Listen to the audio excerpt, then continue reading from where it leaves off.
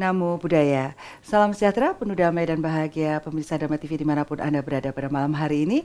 Senang sekali saya Satna Dewi bisa menemani Anda kembali, tentunya dalam acara yang sudah kita tunggu bersama, yaitu Manage Your Mind. Baik pemirsa Dharma TV, masalah-masalah selalu ada di dalam kehidupan kita. Dan tentunya ada satu hal atau tema yang ingin kita angkat pada malam hari ini, yaitu tentang ketakutan. Tentunya kita masih saja berada dalam suatu zona takut. Apa sih sebenarnya takut ini? Baik pemirsa Dharma TV, tentunya kita kedatangan seorang narasumber yang luar biasa dan Anda selalu bisa melihat seringkali beliau ada di Dharma TV, yaitu adalah Biku Dhamma Wijayo Mahathera. Namo Buddhaya. Namo Buddhaya. Semoga sinar kebudayaan menyinari semua makhluk. Ya, baik. Bante, tema pada malam hari ini adalah ketakutan. Sebenarnya mengapa sih Bante kita merasa takut ini, Bante?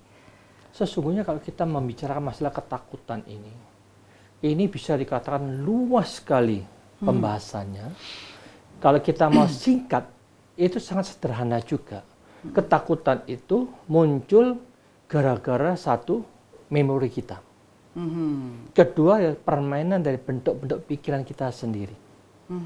Maka dari itu, yang dikatakan memori itu adalah kehidupan yang lampau yang mereka pernah alamin, fobia terhadap tinggi. Ternyata orang ini pernah mati dan jatuh dari tempat yang tinggi. Ada yang mereka takut sama air, fobia, karena dia pernah mati di dalam air. Jangan demikian, itulah yang merupakan ingatan mereka yang mereka bawa sedemikian lama sampai sekarang masih terbawa. Demikian juga ada banyak orang kita ini semenjak kecil itu ditakut-takutin ada musuh. Setan. Diajarin oleh orang tuanya, itu setan, yang sana setan, itu gelap, itu setan. Jadi dia akan takut setan. Karena itulah seorang yang bijaksana, seorang ibu yang bijaksana, orang tua yang bijaksana, dia tidak pernah membicarakan sesuatu yang untuk menakutin anaknya sendiri.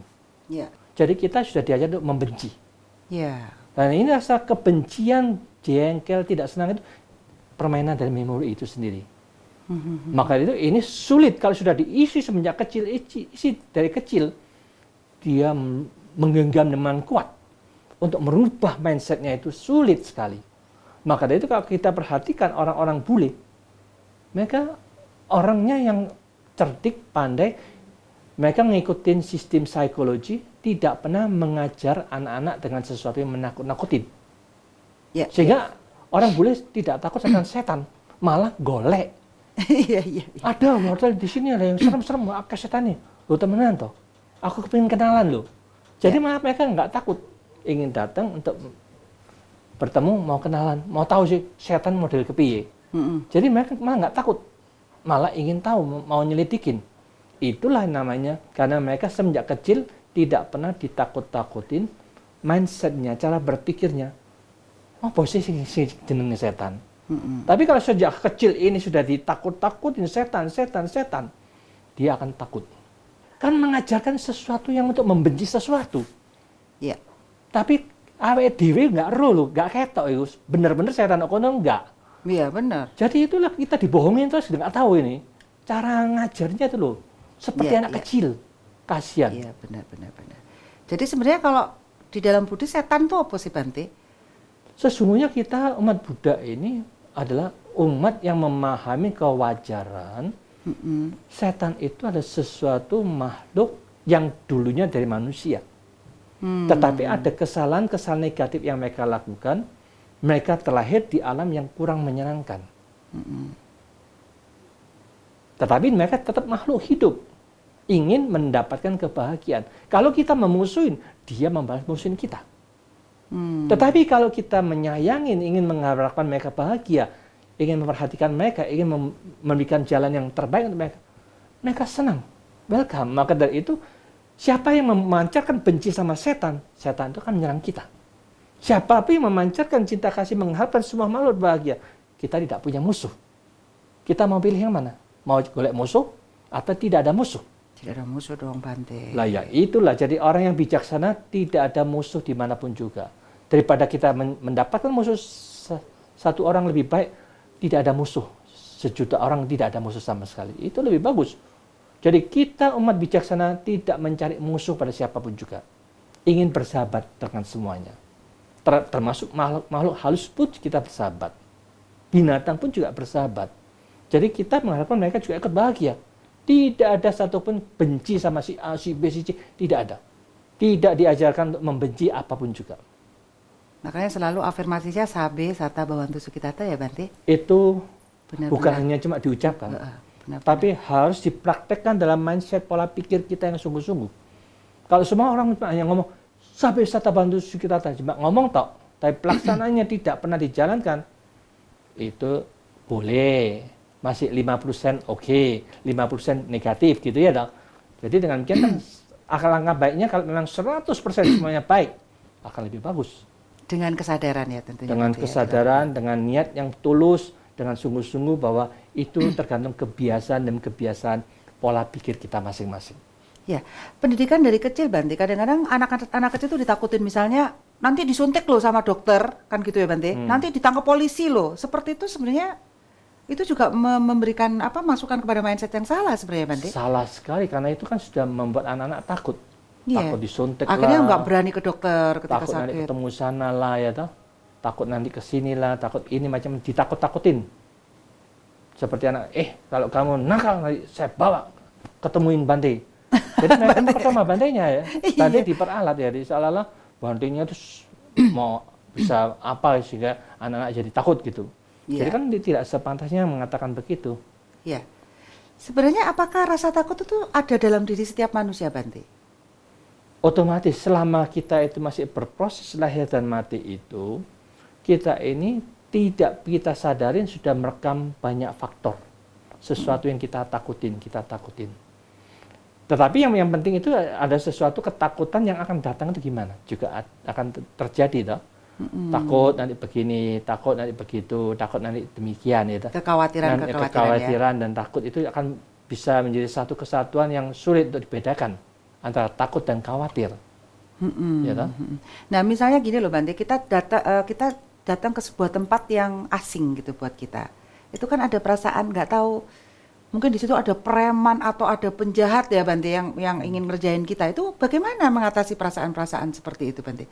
Ada tuh naluri ya, ini mengendus sesuatu. Wah nggak aman nih, ada perasaan seperti itu Bante, sensor seperti itu. Ya, kalau kita memang sudah merasakan pengalaman demi pengalaman bahwa naluri kita itu main, ternyata memang sering terjadi, berarti kita harus ngikutin naluri itu. Tetapi kalau naluri ini muncul, kenyataan berkali-kali tidak tepat dengan apa yang kita rasakan, jadi itu kan permainan pikiran kita, itu tidak bisa katakan naluri kita. Permainan pikiran kita yang khawatir dan takut berprasangka macam-macam. Jadi kita harus mengecek dan recheck ke dalam diri kita. Sudah berapa kali naluri yang muncul itu benar atau banyak salahnya? Kalau banyak benarnya, berarti naluri ini bisa kita pakai. Kalau banyak salahnya, naluri ini harus kita tinggalkan. Karena itu permainan pikiran kita. Maka itu daripada kita memikirkan permainan yang menakutkan kita sendiri, lebih baik kita pancarkan aja cinta kasih.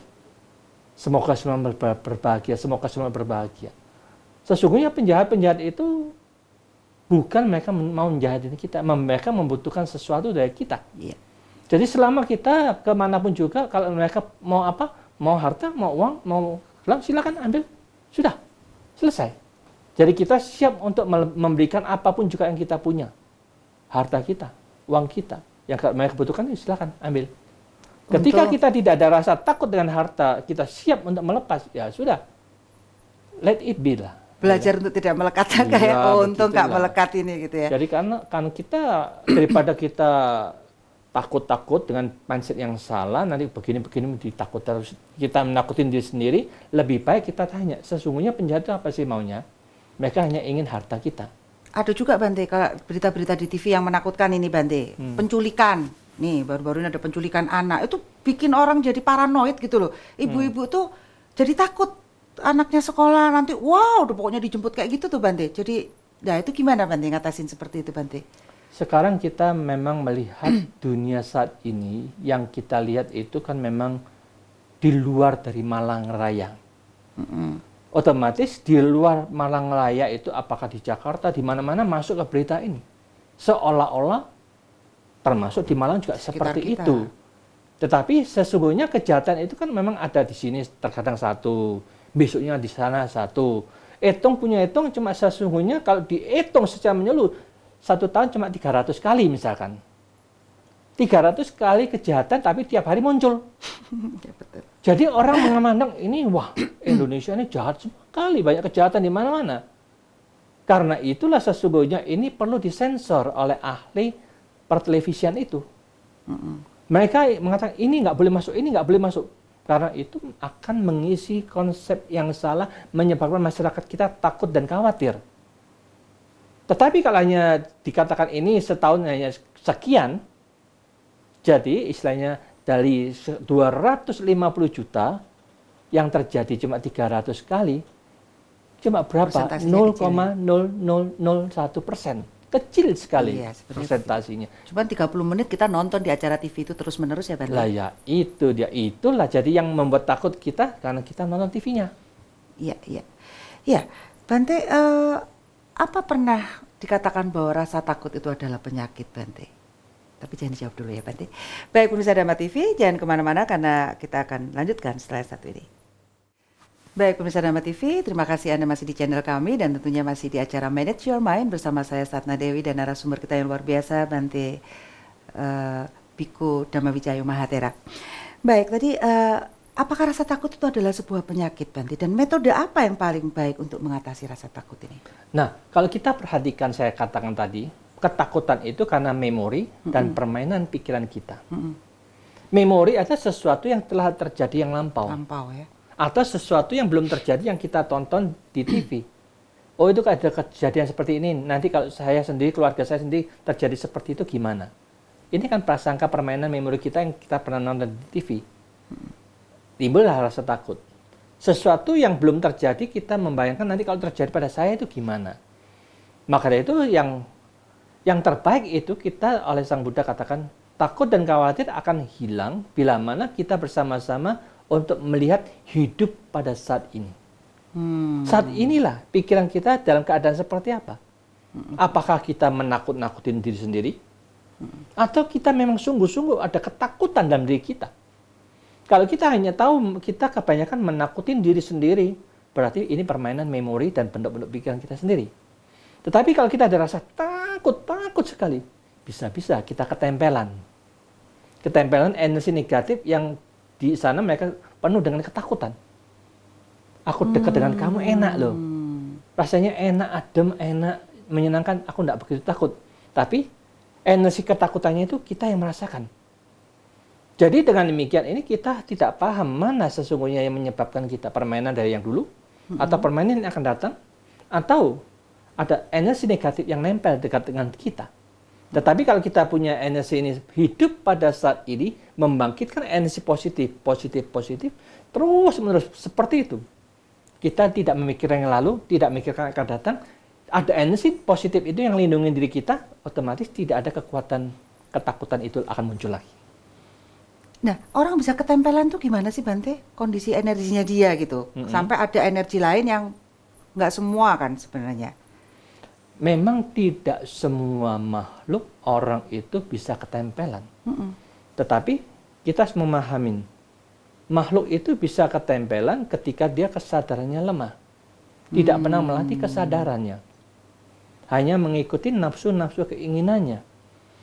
Ya dah, otomatis ini perlu pengolahan, pengembangan batin itu perlu dikembangkan. Supaya dibangkitkan satu energi positif yang terus-menerus dalam batin kita, sehingga tidak ada energi negatif yang mampu mendekatin kita. Ya, kayak kasus yang kesurupan loh Bante, yang satu sekolah, satu kesurupan, anak satu sekolah jadi kesurupan banyak, itu apa karena mereka memang labil ya? Di usia-usia yang sesungguhnya labil. Begini, makhluk-makhluk itu bukan ingin mengganggu kita, tetapi mereka itu sesungguhnya mengharapkan kita itu juga ikut memperhatikan. Jadi bersahabat dengan mereka. Menarik perhatian sebenarnya. Jadi mereka itu sesungguhnya membutuhkan sesuatu upacara sesajian untuk mereka itulah. Dibuatkan upacara untuk mereka. Dengan demikian mereka itu ketika mereka membutuhkan makanan, membutuhkan itu, tidak ada satupun yang pernah memperhatikan. Keluarga-keluarga mereka tidak pernah memperhatikan mereka. Sedangkan mereka membutuhkan, di sana lapar, di sana haus. Sudah sekian lama ini tidak ada yang memperhatikan. Sehingga mereka memprotes dengan sistem begitu. Sehingga seolah-olah makhluk itu mengganggu anak itu. Bukan, dia tidak mengganggu, sesungguhnya dia ingin meminta kita ini untuk manusia yang sadar, mereka ini membutuhkan kasih sayang, membutuhkan perhatian orang yang mengerti, bukan diusir makhluk itu. Mereka membutuhkan, mereka sedang menderita, sedang lapar, tetapi kita kebanyakan mereka usir.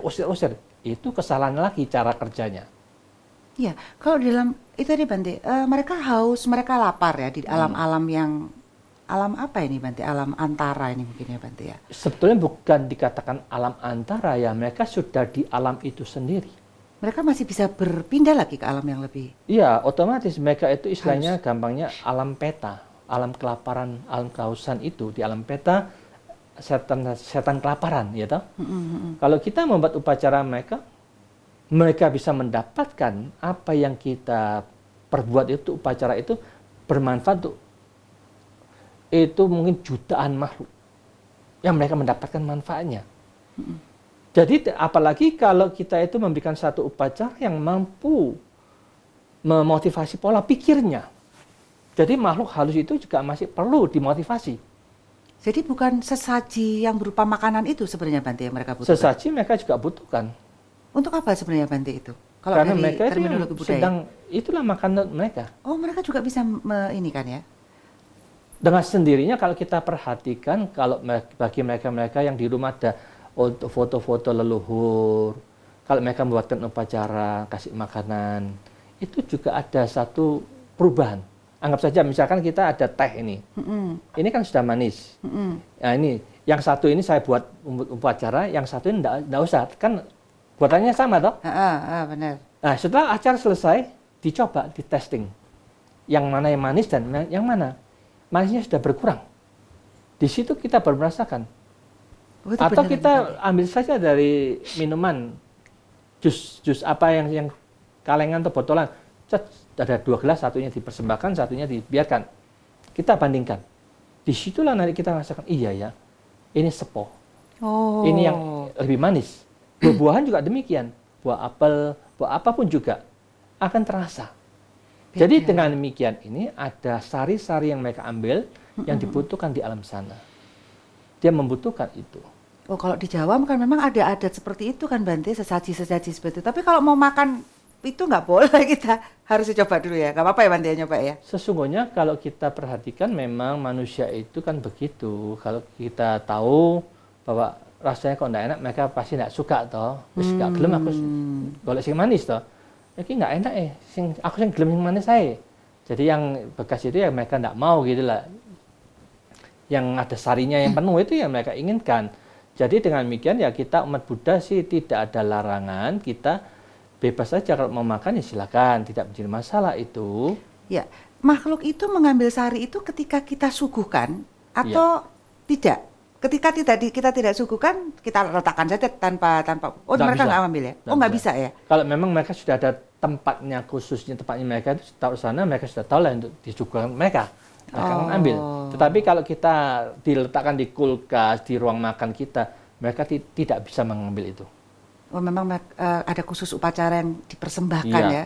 Nah itu berarti kan pengaturan frekuensi untuk menyampaikan kepada mereka itu ya Pak? Ya, seperti itulah. Jadi itu ada sistemnya juga. Ada tata caranya ya. Nah itu doa-doa itu Bante yang dikirimkan. Ini itu supaya orang paham ya, supaya nggak takut gitu loh Bante. Ini kan selama ini kan ketidaktahuan orang awam tentang bagaimana sebenarnya kita berhubungan dengan makhluk-makhluk yang memang berada di sekitar kita gitu. Itu kan Bante. Nah, apakah penting doa-doa itu buat mereka Bante? Sangat penting karena doa itu memiliki makna yang sangat dalam. Pernah waktu saya di Amerika, di Carolina sana, 3 bulan di situ. Nah pada saat itu ada satu tante-tante yang memang dia punya kemampuan sebagai medium. Akhirnya ketika datang ke wihara ngomong-ngomong sama Bante yang di sana, Bante yang di situ meminta, coba kamu kontak yang dari alam atas untuk berbincang-bincang dengan kita. Masuklah yang di atas berbincang masalah dhamma. Ya, mereka juga senang. Tapi ketika sudah mau selesai, dia ngomong, ini penguasa dari sini mau bicara sama kita. Masuklah penguasa ganti, dia pergi masuk yang ini. Dia cerita bahwa saya sudah berada di sini tuh 400 tahun lebih. Tapi selama 400 tahun itu saya menderita. Tetapi semenjak ada wihara yang di sini, saya sudah tidak menderita lagi. Mengapa demikian ini? Karena tiap pagi dan malam, makhluk-makhluk yang tadinya gentayangan tidak tahu mau apa, akhirnya dia tiap pagi dan malam, para bhikkhu sedang membacakan parita, dia akan dengarkan. Dengarkan itu memberikan satu makna tertentu. Seperti dikatakan, segala sesuatu tidak kekal. Segala sesuatu di alam jagat raya ini penuh dengan masalah dan penderitaan masing-masing. Segala sesuatu tidak ada inti, bukan milik kita, apapun juga. Nah, itu berulang-ulang seperti itu, dengan kebijaksanaan kita akan mampu membebaskan dari semua penderitaan. Disitulah dia baru ingat mungkin. Dia dulu berkuasa, orang yang kaya raya, punya harta yang begitu luas, tanah yang luas, ada harta yang disimpan. Mungkin. Dikira, oh ini hartaku, emasku, berlianku di sini. Dia timbun di situ. Dianggap itu punyaku. Ketika ada orang sedang, dia takut, dijaga. Terus menjaga terus. Nah, ketika dia memahami, saya menderita 400 tahun, gara-gara aku menganggap, iki hartaku. Saya semata, nggak bisa gunakan harta ini. Lalu buat apa? Biarin aja lah. Apapun yang mereka mau ambil, silakan, bukan milikku kok itu. Jadi dengan dia tidak melekat lagi dengan hartanya, tidak pusing dengan hartanya lagi, dia membebaskan diri, dia lebih bahagia. Itulah yang namanya makna dari doa itu punya makna yang begitu dalam. Yaitu segala sesuatu tidak kekal, segala sesuatu penuh dengan penderitaan, segala sesuatu tidak ada aku di dalam diri kita masing-masing, semuanya kosong, dengan itu penuh kebijaksanaan kita melihat, kita akan terbebaskan dari semua penderitaan. Akhirnya dia tidak melekat membebaskan dari penderitaan, dia lebih bebas, lebih bahagia. Akhirnya dia lebih bahagia sekarang ini, dia bilang gitu. Cuma sayangnya, emasmu kon simpen Ondi. Dia kasih tahu kan kita, digali toh. Iya benar. Itu bisa ditanyain ya Bante ya? Seharusnya begitu, tapi kan kita nanti dikira Bantinya kok serakah. Buat bangun TV Bante. Iya Bante. Nah, itu tadi kita berbicara tentang makhluk halus ya Bante. Tapi mungkin ada ketakutan-ketakutan yang lain. Misalnya ketika orang untuk memulai usaha atau memulai sesuatu, mereka merasa takut untuk gagal ini Bante. Bagaimana secara psikologisnya seperti itu Bante? Tapi jangan dijawab dulu ya Bante ya. Baik pemirsa Dhamma TV, tentunya pembicaraan akan semakin seru. Jangan kemana-mana, kita akan ketemu setelah yang satu ini. Baik pemirsa Dhamma TV, selamat malam bagi Anda yang tentunya berada di Malang Raya, di Kediri, Jombang, Tulungagung, Blitar, dan mungkin di Madiun atau Banyuwangi. Juga selamat malam bagi Anda yang berada di streaming kami www.dhammaweb.net. Ya, Anda masih di acara Manage Your Mind bersama saya Satna Dewi dalam tema yaitu ketakutan. Baik Bante, ini tadi kita membahas tentang ketakutan kepada makhluk halus. Saya rasa sudah clear sebenarnya bahwa kita sebenarnya nggak perlu takut ya dengan menyebarkan rasa kasih sayang seharusnya, welas asih, karena mereka juga makhluk yang sama, yang juga membutuhkan welas asih juga ya Bante. Nah ini bagaimana dengan banyak sekali orang-orang kita ketika dikasih suatu pekerjaan, mereka takut dari depan sudah takut gagal seperti itu Bante. Bagaimana sih mengatasi rasa-rasa seperti ini? Ya, biasanya kalau mereka mau membuat satu perusahaan tertentu, itu kan setidak-tidaknya perusahaan itu mereka itu harus istilahnya di blessing terlebih dahulu, diberkatin. Tetapi kalau saya perhatikan dengan sistem-sistem yang ada di agama macam-macam ini, ada agama tertentu mengatakan semua ini ditentukan oleh satu power. Satu power yang menentukan segala-galanya. Kalau satu power yang menentukan segala-galanya, ini otomatis manajemen yang salah.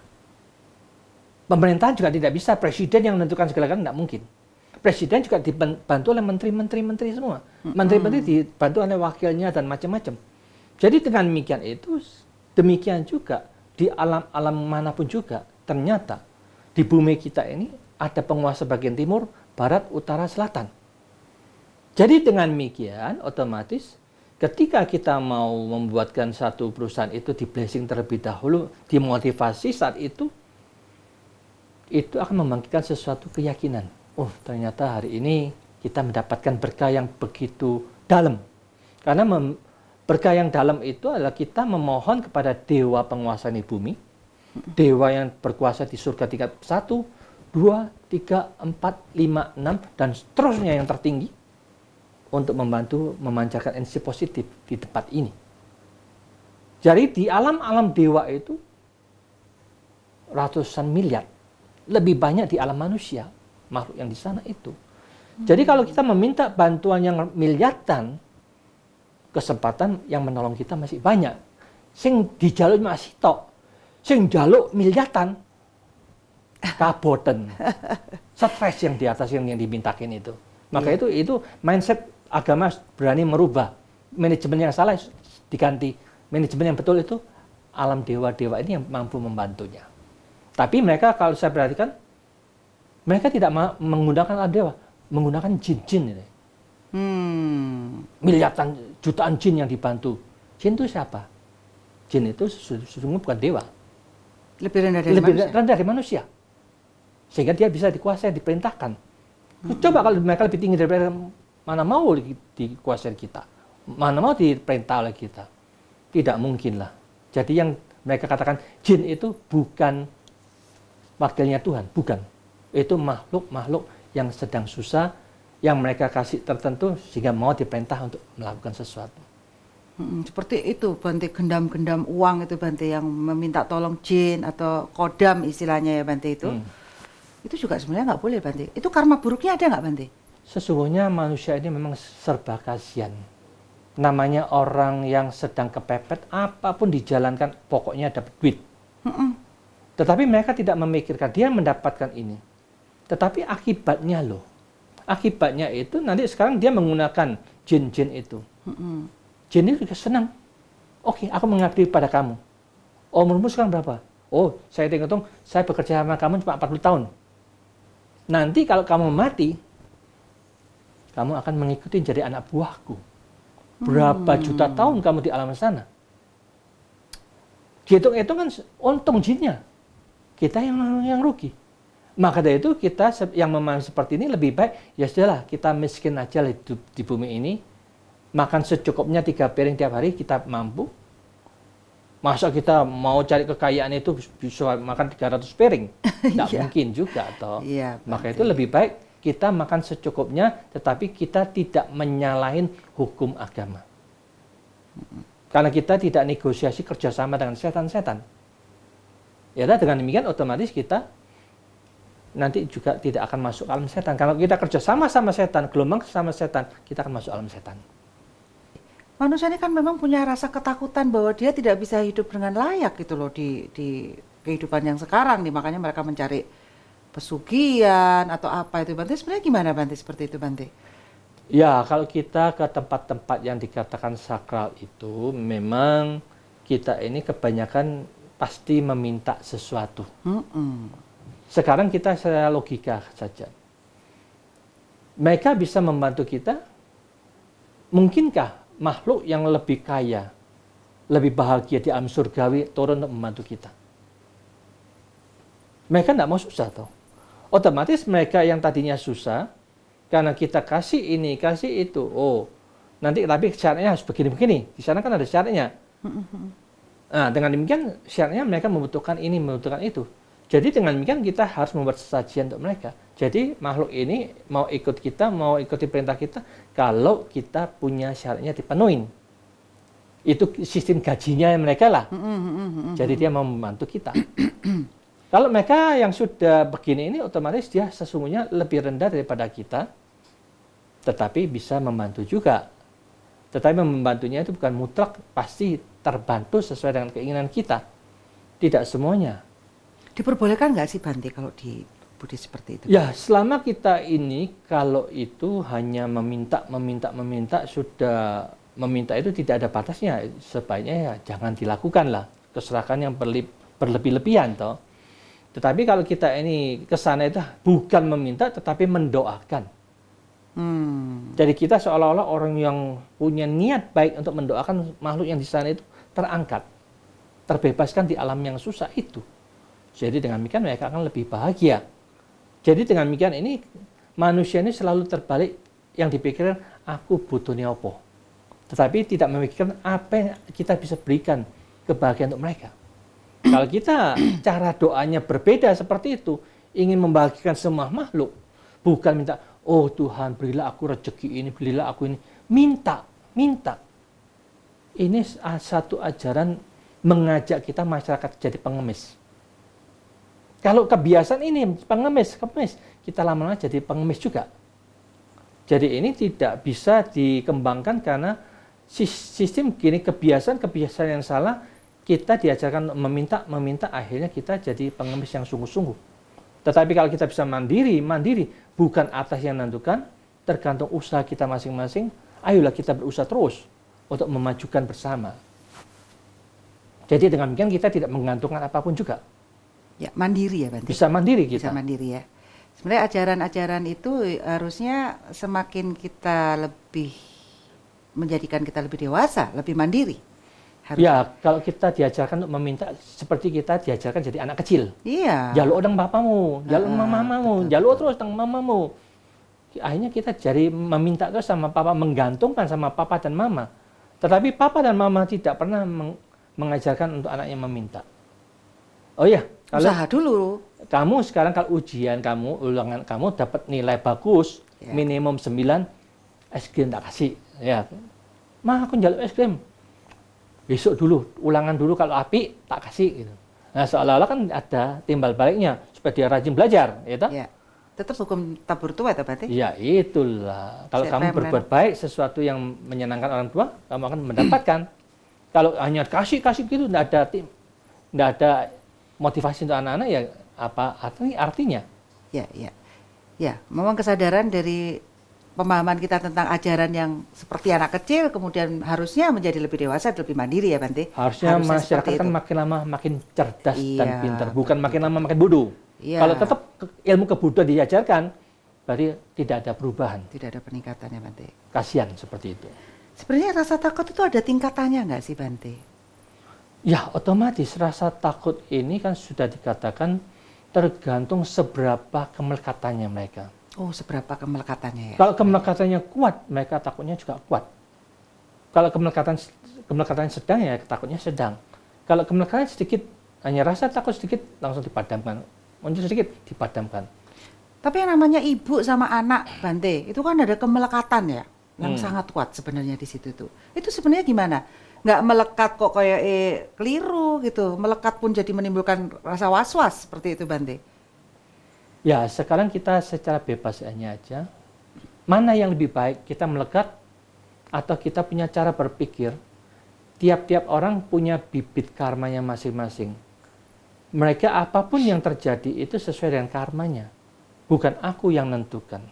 Kalau kita memikirkan aku mau menentukan segala-galanya, kita akan melebihi Tuhan. Maunya anak saya begini, akhirnya kita yang kecewa. Kita menderita karena menuntut sesuai dengan keinginan kita. Tetapi kalau kita hanya memberikan motivasi, mengarahkan, ayo kita bareng-bareng belajar, supaya kamu bisa lebih pintar, lebih rajin, lebih baguslah dari yang lainnya. Karena semua ilmu orang tambah pintar karena dia mau belajar lebih banyak. Kalau kita malas belajar, kita akan menjadi lebih bodoh lebih banyaknya. Jadi dengan demikian kita lebih baik begitu aja.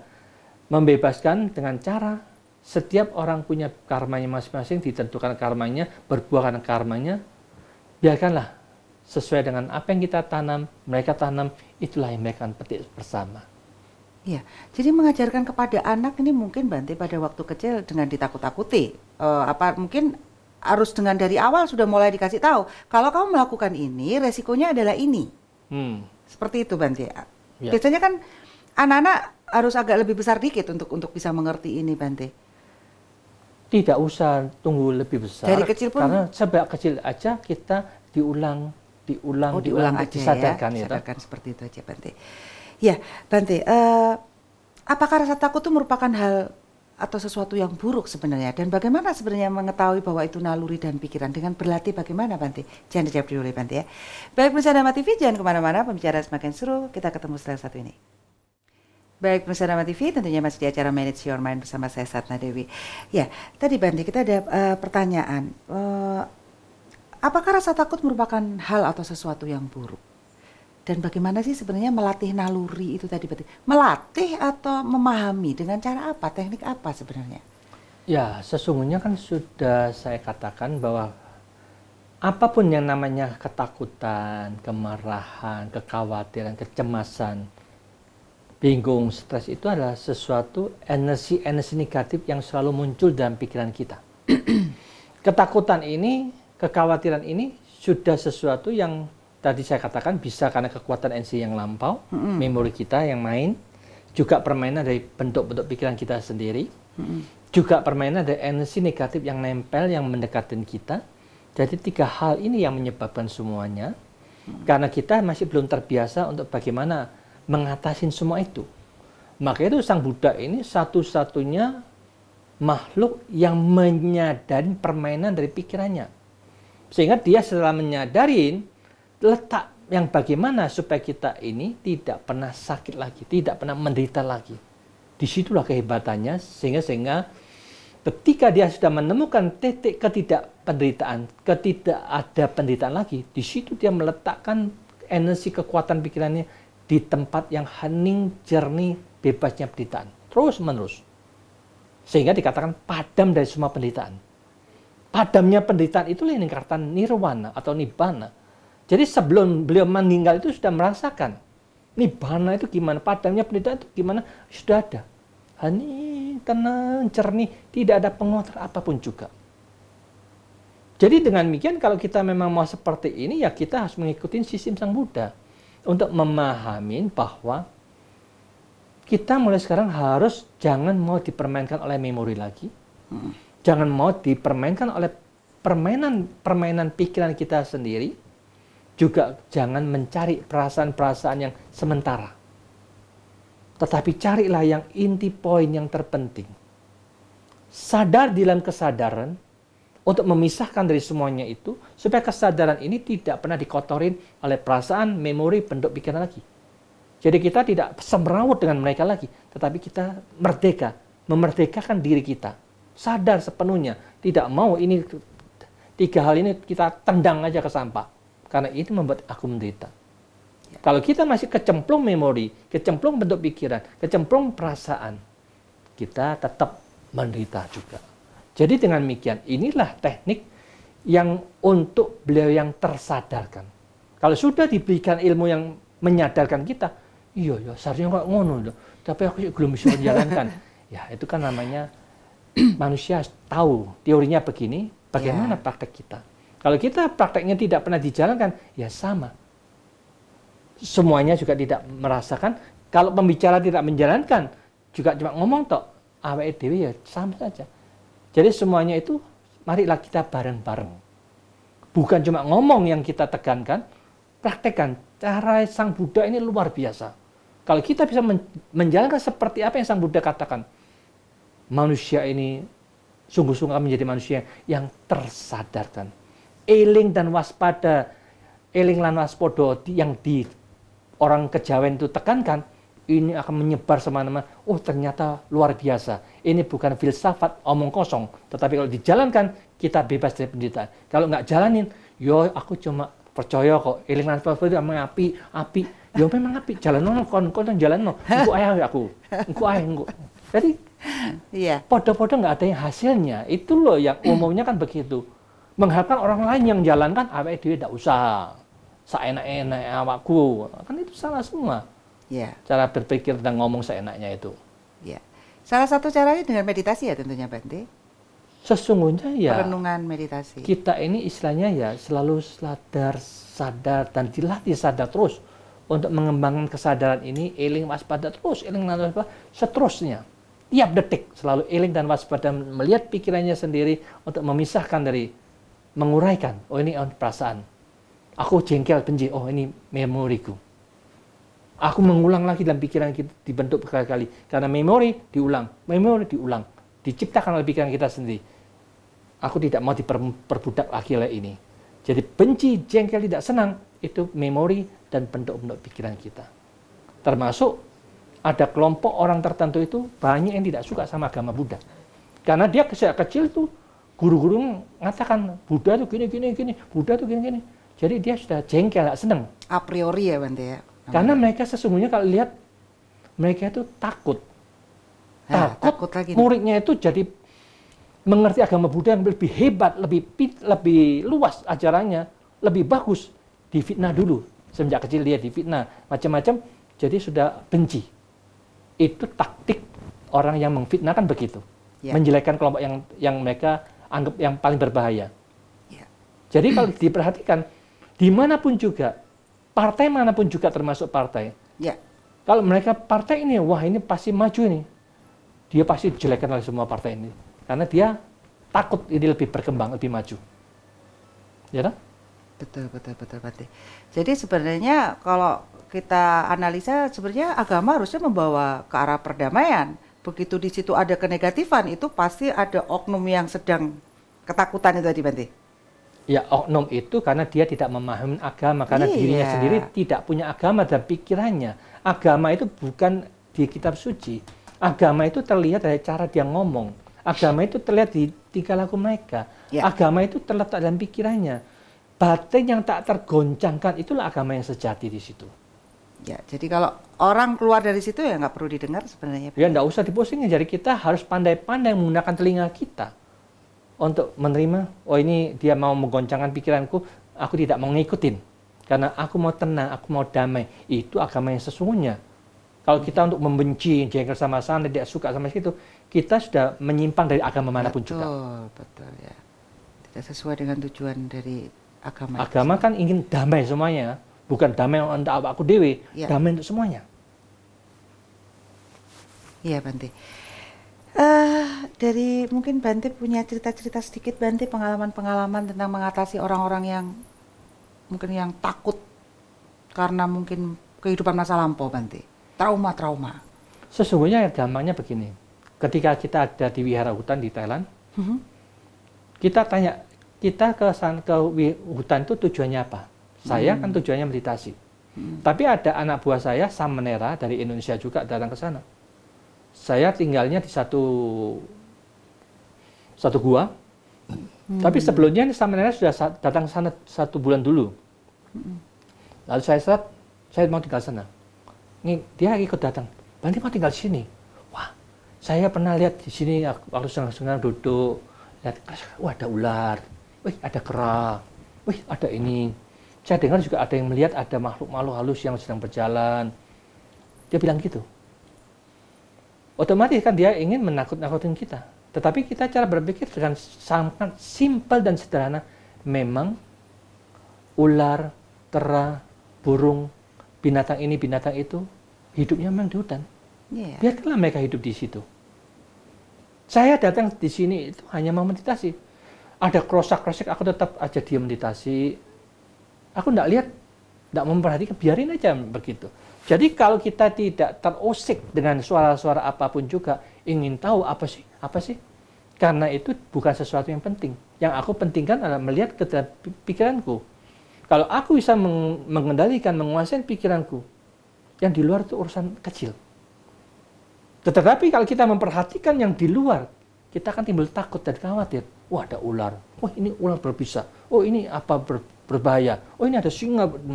Jadi kita takut sendiri. Tetapi kalau kita katakan bahwa segala sesuatu itu yang membuat kita takut adalah permainan pikiran kita sendiri. Mereka mengatakan begini, tapi itu tidak kita masukkan dalam pikiran. Kita tidak ditakutin oleh kata-kata mereka. Kita tidak pernah takut. Demikian juga banyak agamawan yang menakut-nakutin anak buahnya sendiri. Sehingga dengan demikian mereka penuh dengan ketakutan. Hidupnya tidak pernah bahagia. Jadi agamawan seperti ini mengajak anak buahnya jadi ke neraka. Dia juga akan neraka juga.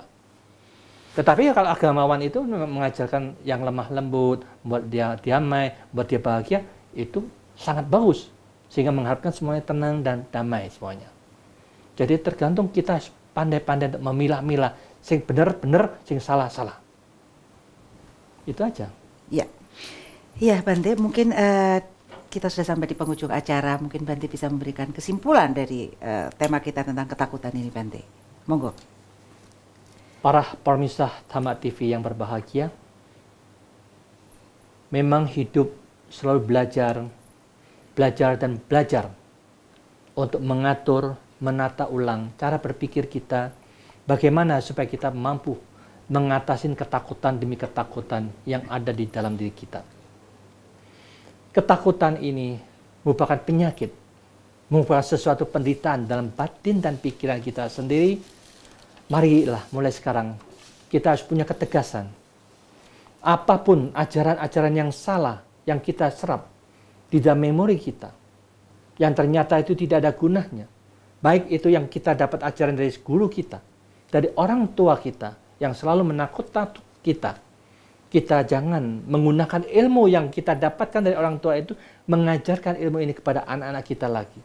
Karena itu sudah ketinggalan zaman. Bukan saatnya untuk ikut menakut-nakutin anak kita sendiri. Tetapi, ajarlah anak kita untuk berpikir dengan penuh kebijaksanaan. Ajarlah dengan yang terbaik yang bisa kita berikan. Bahwa takut, khawatir, cemas, ini semuanya ada sampah yang tidak perlu kita usik dalam pikiran kita. Jangan sampai dikeluarkan oleh ucapan. Jangan sampai kita tunjukkan kepada orang yang di sekitar kita. Membicarakan kepada orang lain yang kita cintai. Dengan cara seperti ini, kita tidak menularkan virus kebiasaan yang salah yang masuk di dalam memori itu. Tidak mau kita berikan kekotoran-kekotoran ini kepada anak kita, cucu kita. Kita simpan dan langsung kita buang.